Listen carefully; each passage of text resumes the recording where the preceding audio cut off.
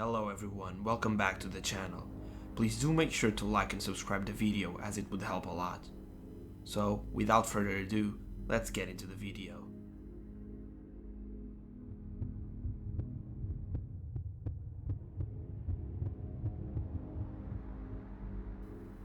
This story is posted by Bill Lee Smith. What are they? Give me a moment to explain. My name is Clay Thompson.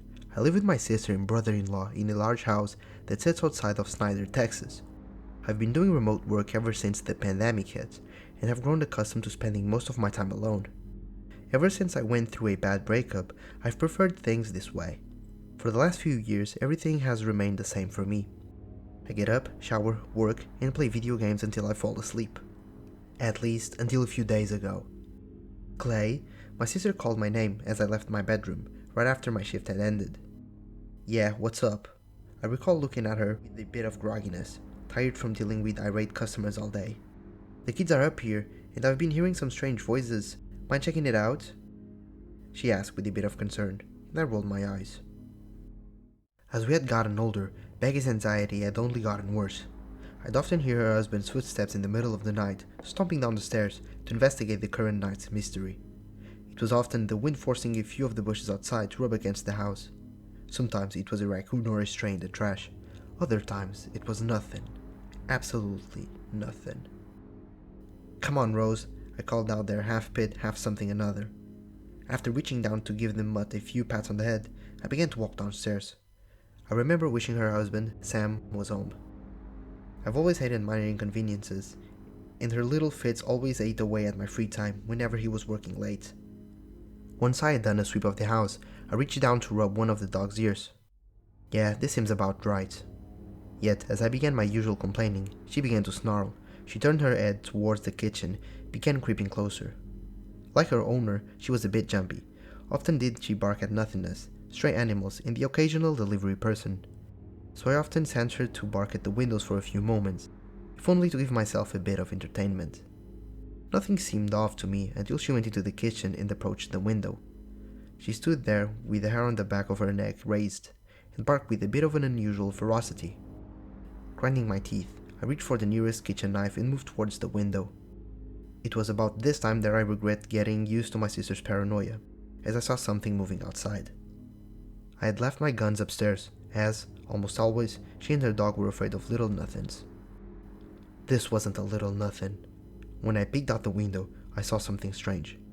At first, I thought my eyes were playing tricks on me, but as I got a closer look, I knew this wasn't a trick of the mind. There were 5 of them. 5 grey humanoid creatures were walking around, adjacent to the tree line that was an acre away from the house. They were humanoid in shape, not quite like the little grey or green aliens shown in most media. If it weren't for a bit of a prolonged observation, it could be assumed that they were adorned in grey jumpsuits. Before I could back away, one of them turned their heads and noticed me. Despite being human-shaped and far away, I could see that their eyes were black. I felt my heart jump in my chest as it began to walk away from the trees and towards the house. When my mouth opened to cry out my sister's name, her husband began to pull up through the driveway. As soon as his headlights were in view, the grey things began to scurry back into the woods. The one I locked eyes with stared at me until it crept away out of the view. When Sam got inside, I explained the situation to him, and he didn't seem to believe me. He shrugged and went, "You have guns, and know where the keys to my gun cabinet are," before heading upstairs to rest. It was frustrating, but after years of hunting her fabrications every night, I couldn't blame him. Once the dog settled down, I went upstairs and back to my room. I loaded up my guns, my Black Air semi-automatic 12 gauge, and my Glock 19. I'm unsure of whether or not a gun can handle these things, but I was too shaken to care.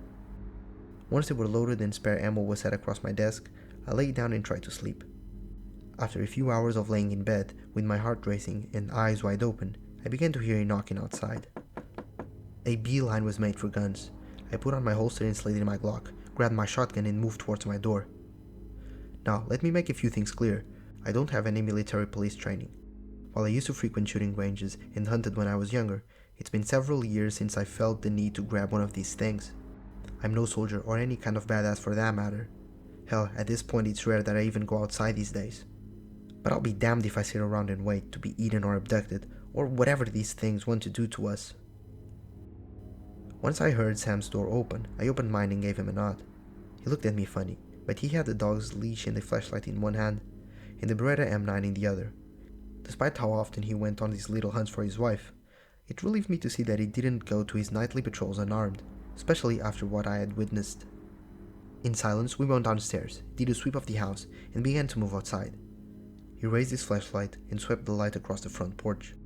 Once it was cleared, he shined it on the front yard. Nothing. Dirt, rocks, and grass being blown by the wind.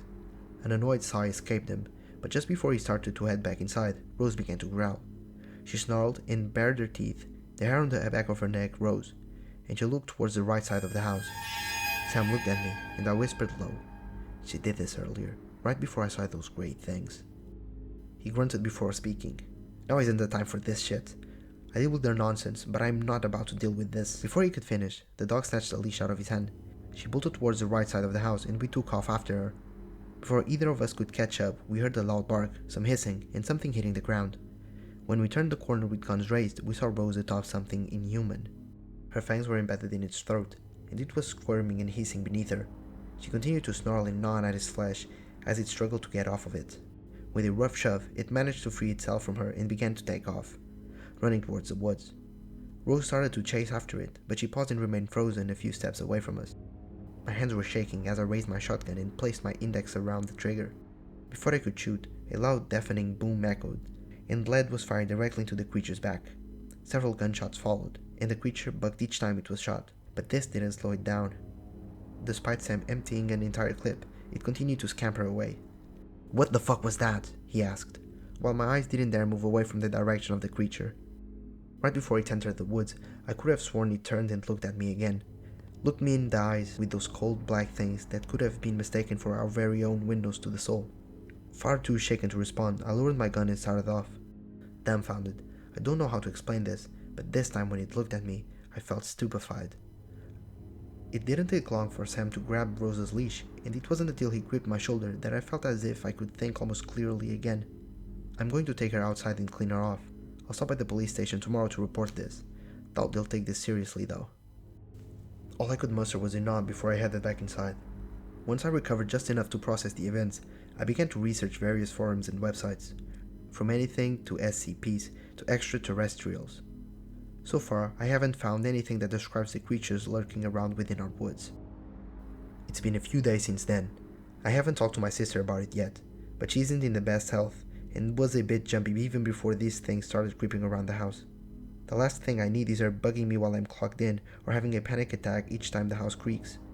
I doubt Sam has said anything to her with how she is, but now whenever my sister thinks something is off, he knocks on my door and makes sure I investigate with him. While we haven't come across anything again, I know they're still there. I've been peeking out the windows during my work breaks and in between gaming sessions. Sometimes, I'll see them right before the sun begins to set. So far, they haven't seemed to notice me again. And now I only see 4 of them creeping about. Do any of you have any idea for what these things might be? This story was crazy. Imagine going outside to your porch and finding these black, humanoid creatures just roaming freely. So guys, do make sure to be careful when you go outside.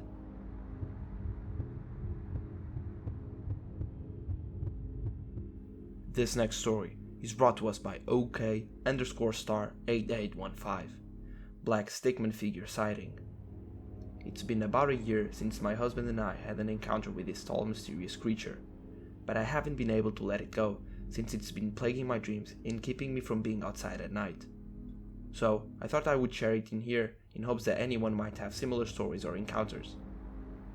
It was the middle of winter and everything was powdered in white. Life had gotten quite slow, so my husband and I decided to take our 2 small children to his parents' house to enjoy a date night together.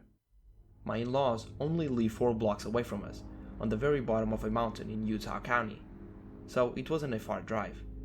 It was around 4 in the evening when we left our kids with my in-laws, and we had only planned to pick up some sushi and head back home. By the time we were done and back at my in-laws, it was around 5:45 in the evening. The sun was shining brightly, but was about to make its way out for the night.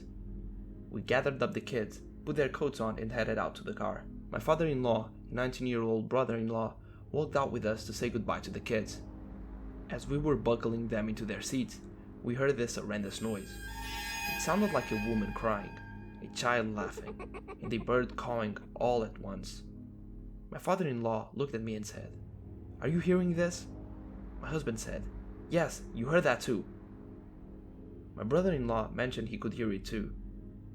I just stood there, silent, trying to dissect whatever this sound was and where it was coming from. And then I heard my father-in-law say, "Look, on the mountain." He was pointing up, about 100 yards away. I quickly grabbed the glasses from the top of my head for a better look. And there it was. Something big and black was hunched over a bush. We stared and listened to its cry in silence. "I'm getting my binoculars," said my father-in-law, and he turned to run to the house. The unbearable sound stopped, and the creature slowly stood upright to look at us. It was a long, skinny, all-black creature that could have been 8 to 9 feet tall. The body of a man, but disproportionately skinny and long, his arms so long that his hands would have passed his knees. He had no facial features, no nose, no eyes, just darkness. We collectively stood in silence, staring at each other and at the thing. About 15 seconds had passed, and it began to quickly float up the mountain. I'm not talking float as in was too fast you couldn't see its legs. I'm talking literally floating up the mountain. My husband describes it was about 20 miles per hour in speed. It wasn't long before he had completely dissipated into the tip of the mountain. I will never forget that day, and I have not seen one since. Hope to never see one ever again. Although very different, these stories have one thing in common. They both have the sighting of a black creature. Do you guys think these are the same creatures, the same species? Comment below your answer, and if you have any interesting story, do make sure to leave it in the comments as well. Thank you guys, have a nice day, stay safe.